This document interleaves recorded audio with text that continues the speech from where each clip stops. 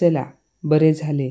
शेवटी एवढे दिवस वेगळे राहिल्यानंतर आज आपला घटस्फोट झालाच. दीपाली कोर्टातून बाहेर येत आकाशला म्हणाली, जो आता अर्ध्या तासांपूर्वीच घटस्फोटाच्या पेपर्सवर एक सही करण्यासोबतच तिचा एक्स नवरा झाला होता. आकाश नाराज होऊन म्हणाला, तुझी इच्छा आज पूर्ण झाली. आता तर खुश आहेस ना? दीपाली म्हणाली, हो, आता मी खूप खुश आहे आणि यापुढे शांततेने जगू शकेन. मला कोणी रागवणारं नसेल, असे दीपाली आकाशकडे पाहत म्हणाली. आकाश म्हणाला, ठीक आहे, तू खुश राहा, पण जाण्याआधी एकदा घरी चल, सर्वांना भेट, त्यानंतर माहेरी जा. तसेही आईकडे जाऊन काय करणार आहेस? आई तर तशाही आजारी असतात आणि सारख्या झोपलेल्या असतात. दीपाली म्हणाली, बरं ठीक आहे, आज शेवटचे तर मी घरी येऊ शकते. आकाश म्हणाला, मग चल ना, आर्या आणि यशसुद्धा तुला पाहून खुश होतील. ती म्हणाली, तसेच तर आर्या आणि यश तर मला कालच भेटून गेले आहेत. पण ठीक आहे, तुम्ही म्हणत आहात तर घरी येते. त्यानंतर आकाशने त्याच्या कारचा पुढचा दरवाजा उघडला आणि दीपाली गाडीत बसल्यानंतर बंद केला. गाडीमध्ये बसल्यानंतर दोघेही एकमेकांशी अजिबात बोलले नाहीत. दोघेही आपापल्या विचारात हरवले होते. आकाशपासून घटस्फोट घेतल्यानंतर दीपालीला खूप छान वाटत होते. तिला खूप शांतता वाटत होती. तिला आता आयुष्यातील प्रत्येक क्षण शांतपणे घालवण्याच्या विचाराने हलके झाल्यासारखे वाटत होते. पण आकाशला यापुढच्या आयुष्यात एक विचित्र शून्यता जाणवत होती. दीपाली मागच्या 20 वर्षांपासून त्याच्या आयुष्यातील एक सुंदर, अतूट हिस्सा होती. त्याला असे वाटत होते की तिच्याशिवाय त्याचे आयुष्य पूर्वीसारखे आनंदी असणार नाही. तो मनात म्हणाला, देवा, काय होते आणि काय झाले? आयुष्य व्यवस्थित सुरळीत चालू होते, पण हे घटस्फोटाचे वादळ त्यांच्यामध्ये कोणास ठाऊक कसे आले? तो हा विचार करतच होता की तेवढ्यात त्याचे घर आले. दोघेही गाडीतून उतरले तेव्हा आर्या म्हणाली, आलात पप्पा? झाला का मग तुमचा घटस्फोट? आकाश म्हणाला, हो, झाला बाळा.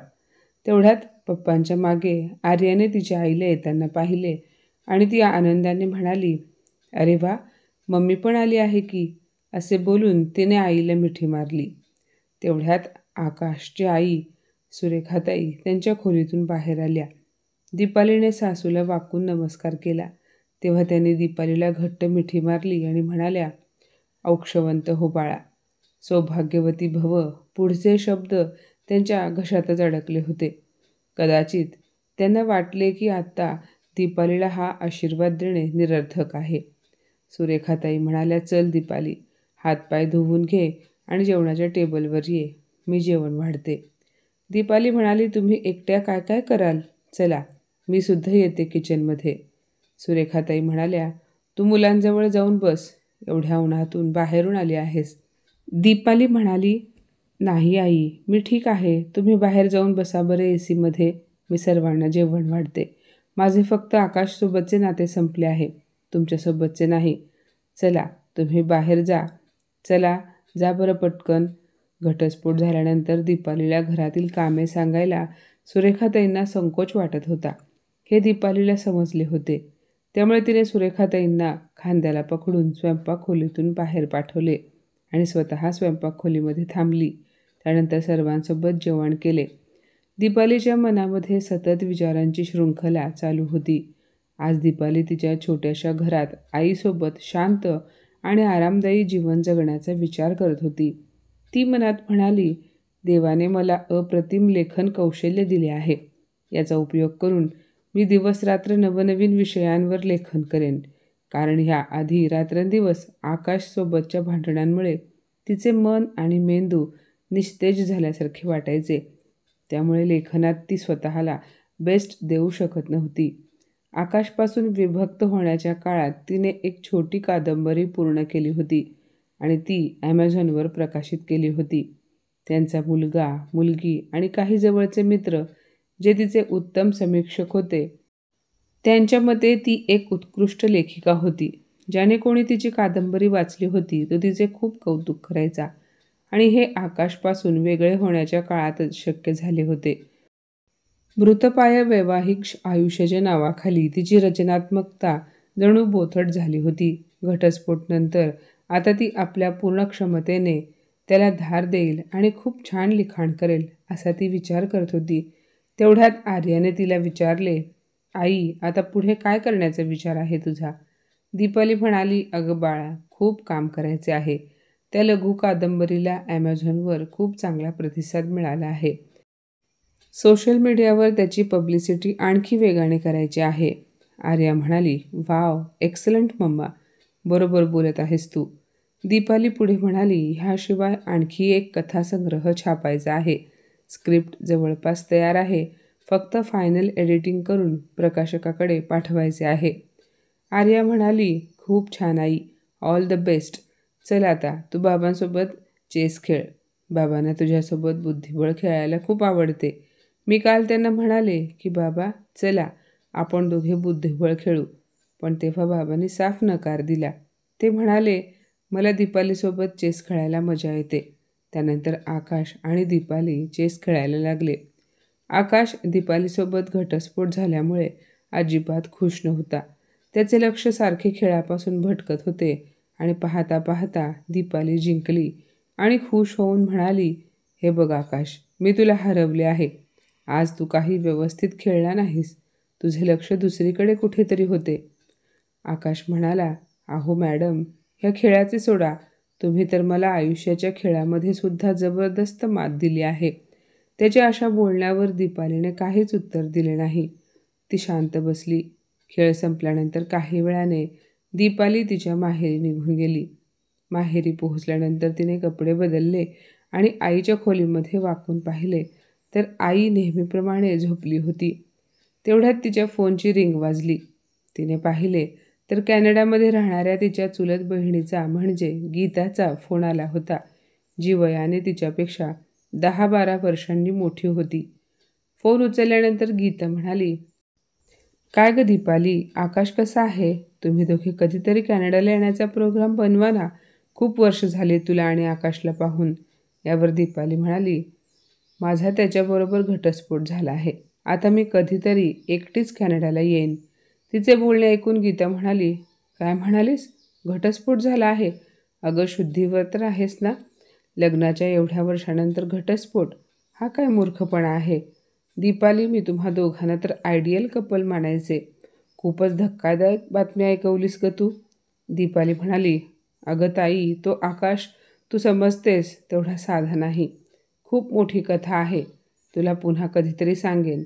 गीता म्हणाली, मी कधी स्वप्नात देखील विचार केला नव्हता की तुम्हा दोघांचा घटस्फोट होईल. दीपाली, आता एकटी कशी राहशील? अगं नवऱ्याशिवाय एकटीने आयुष्य जगणे काही चेष्टेचा विषय नाही.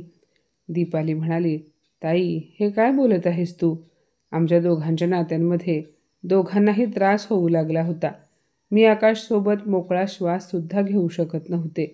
मी माझ्या पायावर उभी आहे, त्यामुळे मला कोणाच्याही आधाराची गरज नाही. आयुष्याच्या ह्या वळणावर मला माझ्या अटींवर जगायचे आहे. मागच्या काही वर्षांमध्ये आकाशची दादागिरी आणखी भांडण खूप सहन केली. त्याच्या अशा वागण्यामुळे माझी रात्रीची झोप उडाली होती. एके दिवशी तर हद्द झाली. त्याने माझ्यावर हात उचलला. मग मला सांग, त्याचे असे वागणे मी आणखी किती दिवस सहन करू? गीता म्हणाली, हे बघ दीपाली, लग्न म्हणजे बाहुला बाहुलीचा खेळ नाही की जेव्हा मर्जी वाटेल तेव्हा किंवा मनात आले तेव्हा नाते तोडून टाकावे. अगं कोणत्या नवरा बायकोमध्ये वाद होत नाहीत म्हणून कोणी टोकाचा निर्णय घेत नाही. गीताचे बोलणे ऐकून दीपालीला राग आला. ती म्हणाली, ठीक आहे ताई, आता मी फोन ठेवते. कधी भेट झाली तेव्हा मी तुला डिटेलमध्ये सर्व काही सांगेन. Okay Deepali, bye. असे बोलून गीताने फोन ठेवून दिला. गीताच्या बोलण्याने दीपाली अस्वस्थ झाली. ती द्विधा मनस्थितीत अडकली. तिला तिच्या निर्णयावर शंका येऊ लागली. आकाशपासून घटस्फोट घेण्याचा तिचा निर्णय चुकला तर नाही ना, असे तिला वाटू लागले. तेव्हा तिने तिच्या नकारार्थी विचारांना विराम दिला. ती मनातल्या मनात म्हणाली, दीपाली, तू काहीही चुकीचे केले नाहीस. तू आकाशसोबत आपले नाते टिकवण्यासाठी कसलीच कसर बाकी ठेवली नव्हतीस. त्याच्यासोबत असलेल्या नात्याशी तू 100% दिले. उलट आकाशच तुला ते प्रेम, मान आणि इज्जत देऊ शकला नाही ज्याची तू खऱ्या अर्थाने हक्कदार होतीस. तुला त्याच्याकडून असे काय हवे होते? फक्त स्वतःसाठी थोडीशी स्पेस आणि त्याच्या नजरेमध्ये तुझी कदर आणि इज्जत. आणि हा एका बायकोचा अधिकार आहे. आणि ज्या नात्यांमध्ये काळजी, मान सन्मान नसतो अशा नात्यांना संपवून टाकणेच योग्य आहे. एवढा विचार करू नकोस दीपाली. तू त्याला घटस्फोट देऊन काहीही चुकीचे केले नाहीस. हा घटस्फोट त्याने स्वतः आणि मुलांच्या मर्जीने घेतला होता. पण तरीसुद्धा मनाच्या एका कोपऱ्यात कुठेतरी तिला ते टोचत होते. काही वेळाने ती तिच्या खोलीमध्ये आली आणि बेडवर पडली. तेव्हा भूतकाळातील आठवणी तिच्या डोळ्यांसमोर तरळू लागल्या. 20 वर्षांपूर्वी आकाशबरोबर तिचे लग्न झाले होते. तेव्हा ती खूप आनंदात होती. पहिल्या वर्षी आकाश तिच्या स्वप्नातील राजकुमार, प्रत्येक अर्थाने एक आदर्श नवरा असल्याचे सिद्ध झाले होते. ती बोलायची अवकाश तो तिच्या सर्व मागण्या पटकन पूर्ण करायचा. सुरुवातीला तिला त्याचा बोलका आणि हसरा स्वभाव खूप आवडला होता. ती एक मितभाषी, शांत आणि स्वतःमध्ये रमणारी तरुणी होती. लग्नापूर्वी ती नेहमी आपल्या मैत्रिणींना म्हणायची, मला तर बोलके आणि एकदम फ्री राहणाऱ्या स्वभावाची मुले आवडतात, जे आयुष्याचा प्रत्येक क्षण हसत खेळत घालवतात. मी तर माझ्यासारख्या शांत आणि गंभीर स्वभावाच्या मुलाशी कधीच लग्न करणार नाही. माझ्याप्रमाणे तोही कमी बोलणारा असला तर आम्हाला एकमेकांचे गंभीर असणारे तोंड पाहून आयुष्य जगावे लागेल. आकाशबरोबर तिची जेव्हा ओळख झाली होती तेव्हा ती त्याच्या बोलक्या स्वभावामुळे त्याच्यावर फिदा झाली होती. दोघेही एकमेकांच्या प्रेमात पडले आणि मग दोन्ही कुटुंबांच्या परवानगीने दोघांचे लग्न झाले. सुरुवातीची काही वर्ष खरंच दीपालीसाठी स्वप्नासारखी गेली होती. आकाशच्या प्रेमात, त्याच्या लाडात, तिच्या प्रत्येक छोट्या इच्छा पूर्ण करण्यात तिला वाटायचे की यापेक्षा सुंदर आयुष्य असूच शकत नाही. लग्नानंतर लवकरच आर्या आणि यशचा जन्म झाला आणि घरात एक वेगळाच आनंद पसरला. पण हळूहळू आकाशच्या स्वभावात सूक्ष्म बदल दिसायला लागले. पहिल्यांदा ते लहान सहान गोष्टीवरून तिला रागावणे होते. नंतर तो राग ओरडण्यात बदलला आणि काही वर्षांनी तोच राग कधीकधी अपमानातही उतरला. दीपालीने अनेकदा संवाद साधून नात्यातील तणाव कमी करण्याचा प्रयत्न केला, पण आकाशचे उत्तर नेहमी एकच असायचे, ए बाई शांत बस, बंद कर तुझे तोंड. सुरेखाताईंनीही त्यांना समजावण्याचा प्रयत्न केला, पण मुलांसमोर भांडणं होऊ लागल्यानंतर दीपालीच्या मनात खोल पोकळी निर्माण झाली. ती दिवसेंदिवस एकटी होत गेली आणि तिच्या लेखनाचे स्वप्न मागे पडत गेले. एक दिवस असाही आला की आकाशच्या रागाने सीमारेषा ओलांडली आणि त्याने दीपालीवर हात उचलला. त्या रात्री ती एकटी गच्चीवर उभी राहून डोळे पुसत होती आणि मनात म्हणाली, आता पुरे झाले. घटस्फोटांच्या प्रक्रिया लांब चालल्या, पण त्या काळात तिने स्वतःला पुन्हा ओळखायला सुरुवात केली, लिहायला सुरुवात केली आणि जेव्हा पहिली लघु कादंबरी पूर्ण झाली तेव्हा तिला जाणवले की तिच्यात अजूनही अपार ऊर्जा आहे. फक्त ती चुकीच्या नात्यांच्या साखळ्यांमध्ये अडकली होती.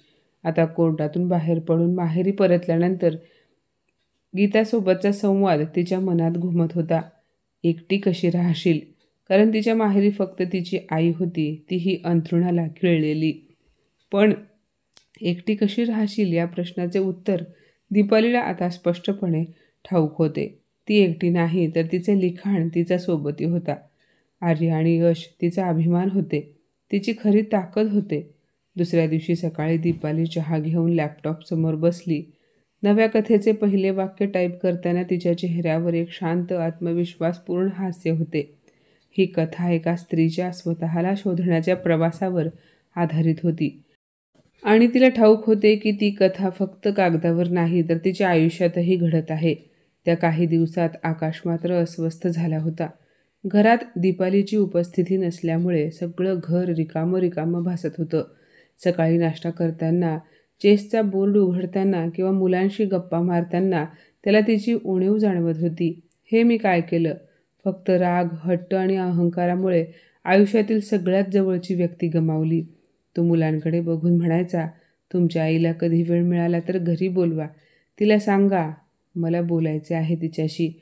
पण आर्या आणि यश फक्त हलकेसे हसून म्हणायचे, बाबा खरंच आई खूप चांगली आहे. तुम्ही एकत्र राहिलात तर पुन्हा वाद होतील तुमच्यात. आम्हाला आईचा अभिमान आहे. ती आता तिचे स्वप्न जगतेय आणि आम्हाला तिचा आत्मविश्वास खूप आवडतो. हे ऐकून आकाशला समजले होते की मुलं आता आईच्या बाजूने उभी आहेत आणि मनात कुठेतरी सळणारा पश्चाताप त्याला झोपू देत नव्हता. दुसरीकडे दीपाली रोज नवलिखाण करत होती. नवी स्वप्न विणत होती. तिच्या डोक्यात सतत नवी पात्र, नवे कथानक, नवी वळणं आणि प्रत्येक शब्दासोबत ती स्वतःला अधिकाधिक मुक्त वाटत होती. त्या रात्री कथा लिहून झाल्यानंतर दीपालीने लॅपटॉप बंद केला आणि आकाशचा एक जुना फोटो हातात घेतला. क्षणभर भूतकाळाच्या आठवणीत डोळ्यासमोर तरळल्या. पहिलं प्रेम, लग्न, मुलांचा जन्म, आनंदी क्षण आणि नंतरचे तणाव, वाद, अश्रू. पण लगेच तिने एक दीर्घ श्वास घेतला आणि तो फोटो अलगद परत ड्रॉवरमध्ये ठेवला. ती खिडकीजवळ उभी राहून आकाशाकडे बघत म्हणाली, मी हरले नाही, मी फक्त स्वतःसाठी जिंकले. तिला जाणवलं की आयुष्यात सगळं गमावल्यासारखं वाटलं तरी जर स्वतःचा सन्मान आणि स्वप्न जपली तर खरं तर आपण काहीच हरवत नाही. आपण स्वतःला जिंकतो. आकाश कदाचित उशिरा जाणून घेईल की नाती फक्त प्रेमाने नाही तर परस्पर आदराने टिकतात. पण तोपर्यंत दीपालीने तिच्या आयुष्याचे नवीन पान उलटले होते. अभिमानाने, आत्मसन्मानाने आणि नव्या उमेदीने. तर माझ्या मित्रमैत्रिणींनो, आजची ही कथा तुम्हाला कशी वाटली कमेंटमध्ये नक्की सांगा. आणि अशाच नवनवीन कथा ऐकण्यासाठी प्रज्ञा मराठी स्टोरीजला नक्की सबस्क्राईब करा. धन्यवाद.